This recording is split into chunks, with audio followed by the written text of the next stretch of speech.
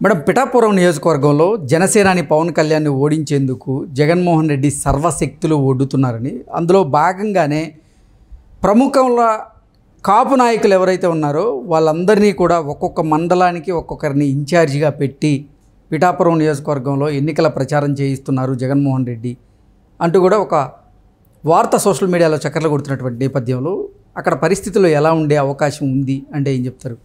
ఈ నేపథ్యంలో ఈ అంశానికి సంబంధించి మనతో మాట్లాడేందుకు ప్రముఖ సీనియర్ జర్నలిస్ట్ దుర్గా వడ్లమణి గారు మనతో ఉన్నారు. మేడంతో మాట్లాడు. దుర్గా గారు నమస్తే. నమస్తే.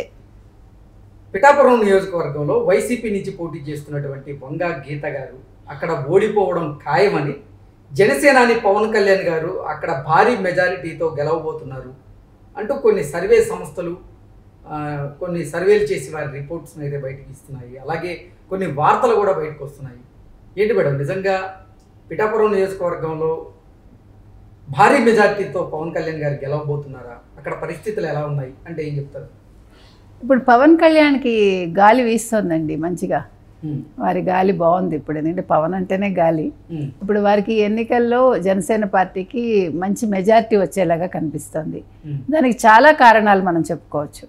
ఇప్పుడు మనం గీత గారి గురించి తీసుకుంటే, వంగా గీత గారు ఆవిడ 2009 నుంచి 2014 వరకు పిఠాపురం నుంచి ఎమ్మెల్యేగా గెలిచి ఆవిడ అక్కడ ఉన్నారు. తర్వాత వారు కాకినాడ పార్లమెంట్ సభ్యురాలుగా వచ్చేసారు. అయితే పవన్ గారు ఎంతో ఆలోచించి పిఠాపురం నియోజకవర్గాన్ని తన ఎమ్మెల్యేగా నిలవడానికి ఎన్నుకున్నారు ఆయన.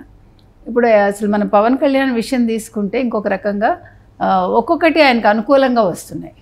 ఇప్పుడు వారు టీడీపీతో కలవటం అనేది ఒక మంచి పరిణామం.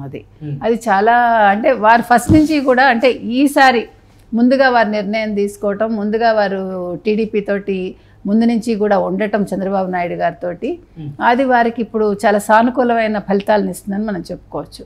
గత ఎన్నికల్లో జరిగిన పరిణామాలు చూస్తే మనం జనసేన విడిగా పోటీ చేసింది, తెలుగుదేశం విడిగా పోటీ చేసింది.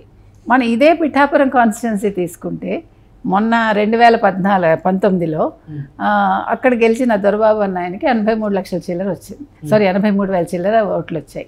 మొత్తం కాన్స్టిట్యున్సీ అంటే అందులో ఉండే ఓటర్ల సంఖ్య చూసుకుంటే మనకి 2,30,000 దాకా ఉంది వాళ్ళది. ఇప్పుడు పెరుగు ఉండొచ్చు అనుకోండి కొంచెం అటు ఇటుగా. తెలుగుదేశానికి జనసేనకి కలిపి మనం చూసుకుంటే వాళ్ళకి 68,000 చిల్లర వచ్చింది తెలుగుదేశానికి, జనసేనకి 28,000 చిల్లర వచ్చింది. సో వాళ్ళు కలిసి ఉండుంటే పిఠాపురం ఆ రోజే తెలుగుదేశం జనసేన గెలిచి ఉండేవి. సో ఆ తప్పిదాన్ని ఇప్పుడు మళ్ళీ చెయ్యకూడదు. ఇప్పుడు ముఖ్యంగా వైఎస్ జగన్మోహన్ రెడ్డిని ఎట్లా అయినా సరే ముఖ్యమంత్రి స్థానం నుంచి తప్పించి ఆంధ్రప్రదేశ్ని అభివృద్ధి పదం వైపు నడిపించాలి అనే ఒకే ఒక్క లక్ష్యంతో ఇప్పుడు పవన్ కళ్యాణ్ గారు ముందుగానే చంద్రబాబు నాయుడు గారిని కలవటం, వారు కలిసి పోటీ చేద్దాం అనుకోవటం, ఇది మనం తెలిసిన విషయమే మనకి. అయితే ఇప్పుడు ఇది ఏ రకంగా వారికి ఫెచ్ అవుతుంది? ఇప్పుడు మనం ఆంధ్రప్రదేశ్లో చూసుకుంటే కాపుల బలం చాలా ఎక్కువ. కాపుల అంటే వారి సామాజిక వర్గంది. ఆ తర్వాత అదొక్కటే కాదు, పవన్ కళ్యాణ్కి ఒక అజాత్ శత్రువులాగా అతను, అందుకని అతనికి చాలా ఎక్కువ మంది ఓటర్లే ఉన్నారు. లాస్ట్ టైం అసలు ఇంకా మంచి ఓటింగే వచ్చేది వారికి. ఎందుకన్నా మరి అంటే ప్రజల నాడి మనం చెప్పలేమండి. కానీ ఈసారి మాత్రం ప్రజలు కూడా పవన్ కళ్యాణ్ రావాలి అని చాలా గట్టిగా అనుకుంటున్నారు. ఇప్పుడు వీళ్ళ ముగ్గురు, ముఖ్యంగా బీజేపీ కూడా మన కలవటం, ఇవన్నీ కూడా కలిసి వచ్చే పరిణామాలు ఇవన్నీ. ఇంకొక విషయం ఏంటంటే, ఇప్పుడు వీటన్నిటికంటే కూడా అక్కడ ప్రజలు కావాలనుకుంటున్నారు, పార్టీలు కూడా కావాలనుకుంటున్నాయి. ముఖ్యంగా మొన్న వారు చిరంజీవిని కలవటం, వాళ్ళ అన్నయ్య గారిని, అది వారికి చాలా ప్లస్ పాయింట్. అది ఫెచ్చింగ్ పాయింట్ ఆయనకి. ఎందుకంటే లాస్ట్ టైం మరి చిరంజీవి గారిని కలిసారా లేదా నాకు గుర్తులేదు, కానీ ఈసారి వారు ప్రత్యేకంగా వెళ్ళటం, వారి ఆశీర్వచనాలు తీసుకోవటం, తర్వాత చిరంజీవి గారు కూడా నేను నీతో పాటు ఉంటాను అని చెప్పటం అనేది, ఆయన ఫ్యాన్స్ కూడా పవన్ కళ్యాణ్కి ఇప్పుడు పనిచేస్తారు. ఒక పక్క పవన్ కళ్యాణ్ ఫ్యాన్స్ ప్లస్ కాపు సామాజిక వర్గం, మరో పక్క చిరంజీవి గారి ఫ్యాన్స్, మరో పక్క నాగబాబు గారు కూడా కొద్ది గొప్ప ఫ్యాన్స్ ఉంటారు కదా, వారి ఫ్యాన్స్, తర్వాత తెలుగుదేశం కార్యకర్తలు ఎవరైతే ఉన్నారో, తెలుగుదేశం ఓటర్లు ఎవరైతే ఉన్నారో వాళ్ళు కూడా పవన్ కళ్యాణ్ వైపు పనిచేస్తారు. మళ్ళీ మరో పక్క బీజేపీ. అంటే ఇంతమంది బలం వారికి ఉంది. ఓకే, అంటే అక్కడ వంగా గీత గారు లోకల్గా ఉంటారని వంగా గీత గారు అందరితో కూడా మమేకం అవుతూ ఉంటారు, అందరికీ అందుబాటులో ఉంటారు అనేటువంటి ఒక పేరున్నటువంటి నేపథ్యంలో వంగా గీత గారికి అక్కడ పవన్ కళ్యాణ్ గారు 1,00,000కు పైగా మెజారిటీతో గెలిచేటువంటి అవకాశం ఉంటుందా, ఆ పరిస్థితులు ఉన్నాయా అంటే ఏం చెప్తారు? అంటే 1,00,000కి పైగా అనేది తర్వాత విషయం అండి. It's too early to decide. ఇప్పటికైతే 70-80 వేల మెజారిటీ వస్తుందని అయితే మనకి తెలుస్తోంది రిపోర్ట్స్ అయితే. అంటే ఇది ఇంకా పెరిగే అవకాశం అయితే తప్పకుండా ఉంది. తర్వాత వంగా గీత గారు స్థానికంగా ఉంటారు అంటే ఇప్పుడు పవన్ కళ్యాణ్ గారు కూడా అక్కడ ఇల్లు కట్టుకున్నారు, అక్కడ షిఫ్ట్ అయ్యారో అవుతారో ఏదో, ఎక్కడికి పిఠాపురంలో, అదొకటి. తర్వాత ఇప్పుడు ఎంత మీరు కాదనుకున్నా కూడా సినిమా క్రేజ్ వేరండి. మీరు ఎంత వద్దనుకున్నా కూడా జనాలకి సినిమా మీద ఉన్న మోజు, సినిమా నటుల మీద ఉండే ఇష్టం అనేది సామాన్యులకు ఉండదు. అంటే గతంలో కూడా పవన్ కళ్యాణ్ గారు 2 చోట్ల పోటీ చేశారు కదా, అది వేరు. అదే చెప్తున్నా, ఇప్పుడు మార్పు వచ్చిందని మనం చెప్పుకుంటున్నాం కదా. ఇప్పుడు ఇదివరకు ప్రజల్లో కూడా అసలు ఒక అయోమయ స్థితిలో ఉన్నారు. అప్పుడు లాస్ట్ టైం ఏం జరిగింది, జగన్మోహన్ రెడ్డి ఒకే ఒక ఛాన్స్ అని రావటం, వాళ్ళు కూడా ఏదో ఒక తెలియనితనంతోటో లేకపోతే ఒక మాయలోనే ఏదో మొత్తానికి జగన్మోహన్ రెడ్డికి 150 స్థానాలు ఇచ్చారు. కానీ లోపల ఏం జరిగిందో ఇప్పటికీ మనకి సందేహమే. ఎందుకంటే అన్ని సీట్లు అసలు వైసీపీకి ఎలా వచ్చాయి అన్నది ఈరోజు కూడా $1,000 క్వశ్చన్. అది అంత వచ్చే అవకాశం లేదు. ఏముందని అసలు జగన్మోహన్ రెడ్డికి? ఆయన అసలు ఒక అసెంబ్లీలో అంతకుముందు అడుగు పెట్టలేదు, అసలు ఏమీ చేయలేదు ఆయన.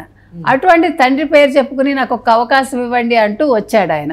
ఆయన ఇంకో రకంగా చూసుకుంటే మన ముద్రగడ గారు చెప్పినట్టు, మొన్న ముద్రగడ గారు అన్నారు కదా పవన్ కళ్యాణ్ని, ఏంటి ఈయన ఎక్కడో హైదరాబాద్లో పుట్టాడు, హైదరాబాద్లో పెరిగాడు, ఇక్కడ లోకల్ మనిషి కాదు అంటూ మాట్లాడారు కదా. అది అసలు ఎట్లా మాట్లాడతాడు ఆయన? అదే ముద్రగడ అంతకుముందు ఎక్కడున్నాడు ఆయన? ఇంకొకటి, తెలుగుదేశంలో పనిచేశారు ఆయన, అంతకుముందు వేరే పార్టీల్లో ఉన్న వ్యక్తే కదా ముద్రగడ. ఇంకొకటి, మీరు అసలు జగన్మోహన్ రెడ్డిని కూడా అదే ప్రశ్నించాలిగా.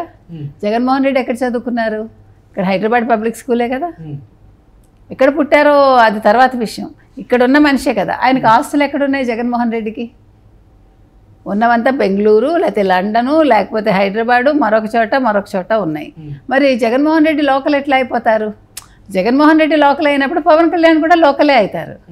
ఇప్పుడు నటులకి మేడం, పిఠాపురం నియోజకవర్గంలో జనసేనాని పవన్ కళ్యాణ్ని ఓడించేందుకు జగన్మోహన్ రెడ్డి సర్వశక్తులు ఒడ్డుతున్నారని, అందులో భాగంగానే ప్రముఖంల కాపు నాయకులు ఎవరైతే ఉన్నారో వాళ్ళందరినీ కూడా ఒక్కొక్క మండలానికి ఒక్కొక్కరిని ఇన్ఛార్జిగా పెట్టి పిఠాపురం నియోజకవర్గంలో ఎన్నికల ప్రచారం చేయిస్తున్నారు జగన్మోహన్ రెడ్డి అంటూ కూడా ఒక వార్త సోషల్ మీడియాలో చక్కర్లు కొడుతున్నటువంటి నేపథ్యంలో అక్కడ పరిస్థితులు ఎలా ఉండే అవకాశం ఉంది అంటే ఏం చెప్తారు? ఇప్పుడు ఒక్కొక్క మండలానికి ఒక్కొక్క సీనియర్ నాయకుడిని పెట్టినంత మాత్రాన పవన్ కళ్యాణ్ గెలవరు అని అనుకోవటానికి లేదండి. ఎందుకంటే ఇప్పుడు ముద్రగడ పద్మనాభం నిన్నగాక మొన్న వచ్చాడు. ఆయన దేనికి వచ్చాడు? ఆయన అంటే నిన్నగాక మొన్న ఆయన అంటే వైఎస్ఆర్సీపీలోకి వైఎస్ఆర్సీపీలోకి నిన్నగాక మొన్న వచ్చారు. ఆయన వచ్చిన మనిషి దేనికి వచ్చాడు? ఆయన అసలు ఇప్పుడు ఏం ఆశించి వచ్చాడు? ఆయన ఇప్పుడు కాపులకి ఏం చేశాడు ఆయన ఇంతకాలం? నిజంగా కాపులకు చేయాల్సిన సమయంలో ఆయన చెయ్యలేదు. మీరు చూస్తే కాపు ఉద్యమ నాయకుడు అంటారు కానీ ఆయన్ని అసలు ఉద్యమాన్ని నడిపింది ఎవరు అనేది అసలు మనం చరిత్రలోకి వెళ్ళి చూసుకోవాలి. అది ఇంకొక విషయం. కాకపోతే ఇక్కడ సీనియర్లు పెట్టినంత మాత్రాన ఒక్కొక్క మండలంలో ప్రజలు వింటారనేం లేదు. ఇప్పుడు మనకి యువత ఉన్నారండి, యువతదే ఇప్పుడు మనం భవితని అనుకున్నాం. మనం యువత ఎక్కువగా ఉన్నారు ఈసారి. యువత ఎవరి వైపు వెళ్తారు? డెఫినెట్గా పవన్ కళ్యాణ్ వైపే వస్తారు. అందులో నాకైతే ఎటువంటి సందేహం లేదు. ఇప్పుడు గీత గారి వైపు వెళ్తారు అనే దానికి ఎటువంటి అవకాశాలు మనకు కనిపించట్లేదు. ఇంకొకటి, జగన్మోహన్ రెడ్డి ఇప్పుడు చాలా భయపడుతున్నాడండి. ఆయన భయపడి ఎక్కడ పవన్ కళ్యాణ్ నెగ్గుతాడో ఆయనకు ఒక ప్రెస్టీజ్ ఇష్యూగా అయిపోయి, ఆయన మొన్న మీరు చూస్తుంటే ఎవరో ఇంకొక పవన్ కళ్యాణ్ పేరుతోటి ఒక బకెట్ గుర్తుతోటి తీసుకొస్తాడు అనే ఒక వార్త కూడా వచ్చింది మనకి. అంటే గాజు గ్లాస్కి దగ్గరగా ఇదని. ఆయన ఎప్పుడు మాట్లాడినా గాజు గ్లాస్ సింకులో ఉండాలంటాడు. గాజు గ్లాస్ సింకులో ఉండకపోతే ఎక్కడ ఉంటుందండి? తాగాక, టీ తాగాక. అంటే టీ తాగటానికి ఒక గాజు గ్లాస్ ఎంత ఉపయోగం? అది కూడా మనకు అర్థం కావట్లేదా?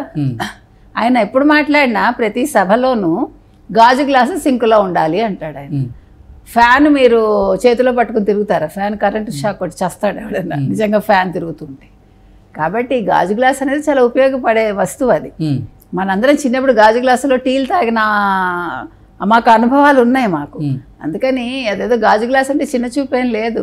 గాజు గ్లాస్కి చాలా పెద్ద చరిత్ర ఉంది ఎప్పుడు కూడా. కాబట్టి అదేవిధంగా పవన్ కళ్యాణ్ కూడా ఒక చరిత్ర వస్తుంది ఇప్పుడు. ఆయన చరిత్ర సృష్టిస్తారు నా ఉద్దేశంలో. తప్పకుండా పవన్ కళ్యాణ్ గెలుస్తారండి. థంపింగ్ మెజారిటీతో ఆయన వస్తారు. 1,00,000 దాటుతుందా 1,00,000 దాటదా ఇంకొన్ని రోజులు బ్యాక్